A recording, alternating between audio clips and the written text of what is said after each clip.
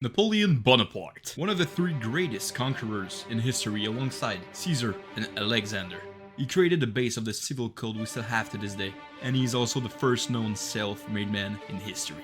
If you ever thought for 1 second that Wayne Gretzky, Michael Jordan, Tom Brady, or even Ninja are legends, well, I invite you to reconsider and to give me a couple minutes of your time to talk to you about my boy, Napoleon Bonaparte.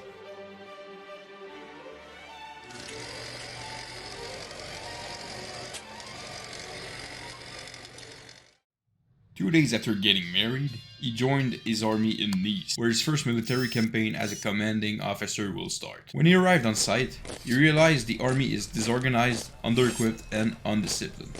But not for long.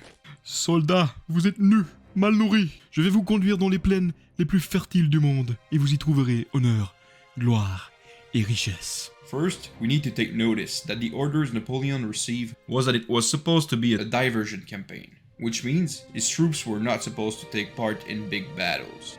But when he received the orders, he probably thought to himself, "Fuck that," because he decided to take his troops directly up north of actual Italy in the kingdom of Sardinia. Knowing that they were clearly outnumbered, Bonaparte's strategy was to fight each enemy separately.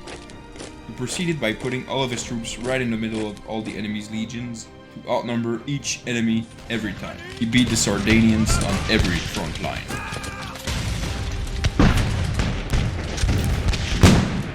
Like the French historian Jean Soulard said, surprise, supériorité numérique et propagande. Voilà le succès de Napoleon. Propaganda, yes, you heard it right. Let's just say that at that time, there wasn't any social media except for journals. Journals he created, wrote and published himself. Napoléon vole comme l'éclair et frappe comme la foudre. That's how everyone forgot about his defeat at Oracle's Bridge, and also why everyone remembered his victory at Lodi's Bridge. They finally got to Milan and pushed out the Austrians from the city, where they arrived as liberators for the people. Before addressing his speech, he started to realize at that exact moment that he could become more than only a high military officer. 2 days later, he went back to the front line and won every battle, until his troops entered in Vienna, the capital of Austria, and made the Austrians wave their white flag.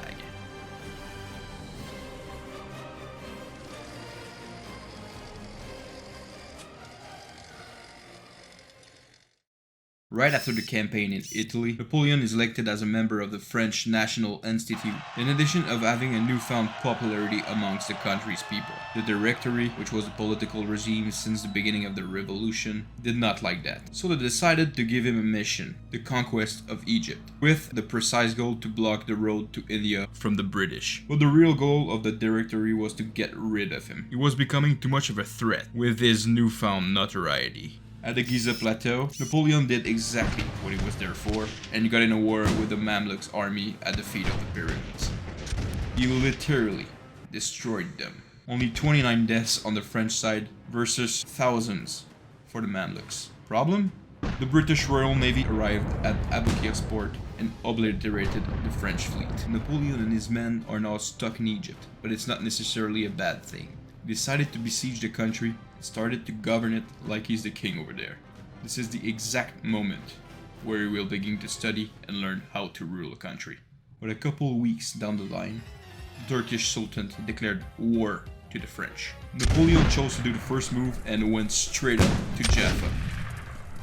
They won the battle and besieged Syria, in addition of having 3,000 prisoners. But the French troops were in a bad spot in terms of equipment and food, and they didn't know what to do with the prisoners. So Napoleon decided to commit the war crime and killed all of the 3,000 prisoners. Unfortunately, short after that, his troops were smitten by a plague epidemic. Since he had to go back to Egypt in a hurry, he poisoned all of his injured and sick soldiers.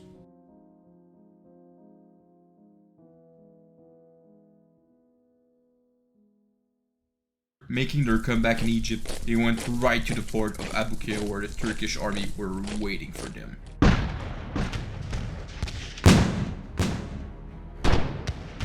They won the fight again, even if they were outnumbered of 7,000 soldiers. Right after, Napoleon received news directly from France. The political situation is very bad. The Directory is no longer anonymous amongst the people who are tired of the revolution. With that, Napoleon gave the commandment to his right arm and returned right away in France.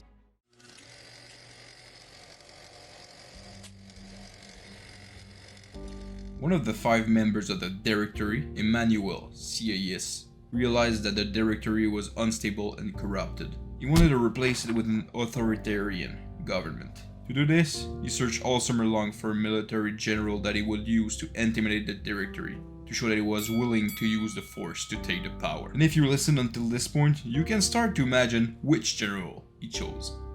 The plan started on November 9th, 1799 at St. Cloud's Castle. The committee of 500 deputies and the Directory were taking hours to try to make things move, but nothing really happened. And the deputies were starting to feel that something wasn't right. Irony of fate, the Director's president that day was Napoleon's own brother, Lucien Bonaparte. The next day, Napoleon was starting to become really impatient to wait. So he decided to take some soldiers with him and go talk to them, thinking it was gonna help and arrange things. But as a high military officer, he doesn't have the right to go there, unless he's invited. And since he hasn't been invited, from the moment he crossed the door, the committee considered his presence as a military coup d'etat. And that's exactly where things start to get really messy. The deputies are going crazy. Napoleon is going crazy. He doesn't know what to do. Somebody tried to stab him and they wanted to make him an outlaw. He's forced to get out, only knowing one thing. He made everything crashed. That's exactly where little brother Lucien comes into play and he clutch to save the game. Il est contraire à tous les principes de la République qu'une minorité fasse peser la terreur sur une assemblée élue par le peuple. Si j'avais pensé un seul instant que mon frère était tenté à la liberté, je l'aurais percé moi-même de mon épée. Seconds later, the right hand of Napoleon, Murat, kicked out everybody outside with their troops. The next day on November 11th, 1799, the Directory is abolished and replaced by the French consulate regime. Napoleon had just acquired political power. But the regime of the French consulate hadn't always been approved by the other nations. That's why in 1804 he instaured the French Empire to indicate to the world that the revolution was over and France is now a monarchy again. To make it concrete, on December 2nd, 1804, he crowned himself French Emperor in front of everyone, including the Pope Pius VII, that he summoned to bless the event at Notre Dame of Paris.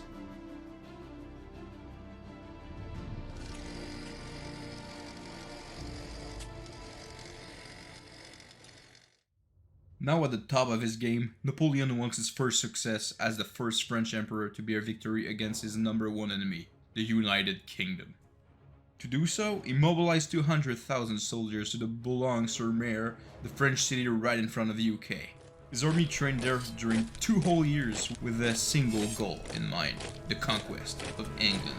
But while they were preparing some strategies, Bonaparte received news that the Russians and Austrians were going full speed ahead in their direction. Hearing that, Napoleon regrouped the troops and engaged with them for many battles until he pushed them back to the Austrian city of Austerlitz.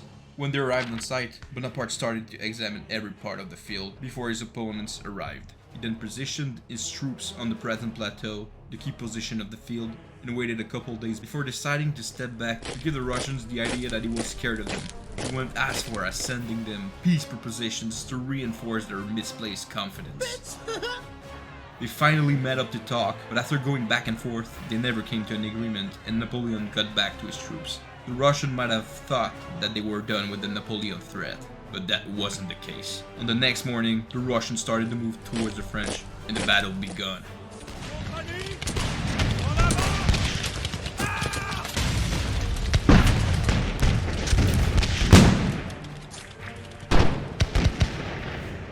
The Russians made the mistake of opening up the center of their troops. Spotting that right away, Napoleon sent 20,000 men to take the advantage, and he took back the present plateau. Being the badass that he is, Napoleon said that day, L'ennemi se comporte comme s'il manœuvrait sous mon commandement. The Russians tried to correct the error by sending their Imperial Guard, but it was too late. The French won the battle. The next morning, at the Austerlitz castle, Napoleon told his men, Soldats, je suis content de vous. Il suffira que vous disiez que vous étiez à Austerlitz pour qu'on vous réponde. Voilà un brave.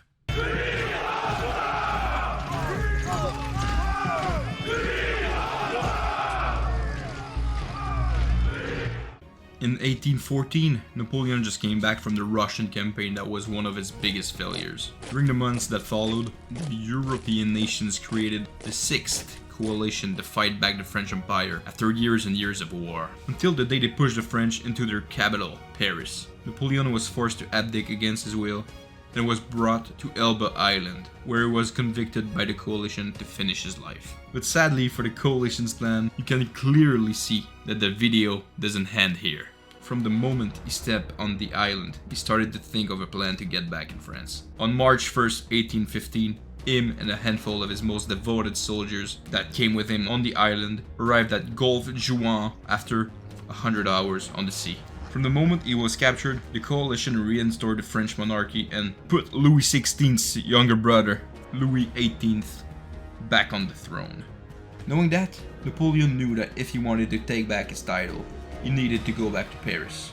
And he wants to do it without violence, because the people they're going to encounter were going to be French. When they arrived at La Frise Lake, he encountered a regiment from Grenoble sent by the king to stop him. His men were getting ready to fight. But at that exact moment, Napoleon got off of his horse, told them to put their guns down, and started to walk towards the king's soldier. He stopped when he was a couple feet in front of them, and then said,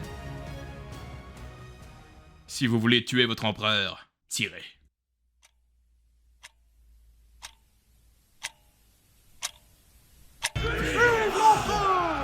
Could be heard from the legions sent by the king. The soldiers decided to desert their king and rallied Napoleon. On March 20th, 1815, Louis XVIII was very scared, took his belongings, and got out of Paris as soon as Napoleon arrived in the French capital. Bonaparte reinstored the empire, and by the same token, attracted the wrath of the coalition. He was now forced to go back in war against all the other European nations.